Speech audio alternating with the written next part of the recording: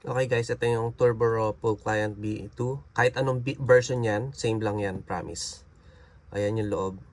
So sa labas, ayan, i-right click nyo lang. Tapos extract all. Tapos pili lang kayo kung saan nyo gusto i-extract, sa desktop or anywhere. Extract nyo lang. Ayan.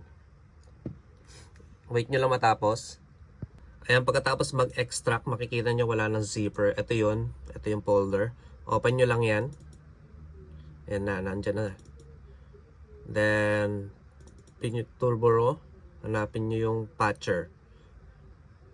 Usually, nandito sa pinakababa yun. Pero pansin nyo, wala yung patcher, diba? Dahil dinelete siya ng antivirus. So, ang gagawin natin is ganito. Punta kayo sa virus protection nyo. Kung anong antivirus nyo. Open nyo yan. Protection history. Ayan, lalabas dyan. Threat quarantine. Ayan, usually ganyan. Click nyo lang yan. Ayan, basahin nyo na lang to. Turbo Raw Full Client kung saan nyo nilagay. And then, actions, restore. Restore nyo lang. Ayan, babalik na yung patcher nyo. Then, pagkabalik, punta kayo dun sa folder. Pagkabalik nyo, punta kayo sa folder. Pagka-restore nyo, ayan yung patcher. I-right click nyo lang yan.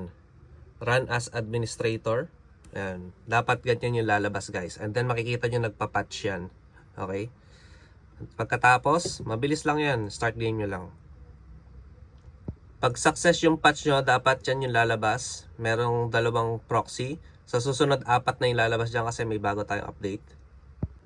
And then, yan na. Magse-security check na ako. Okay?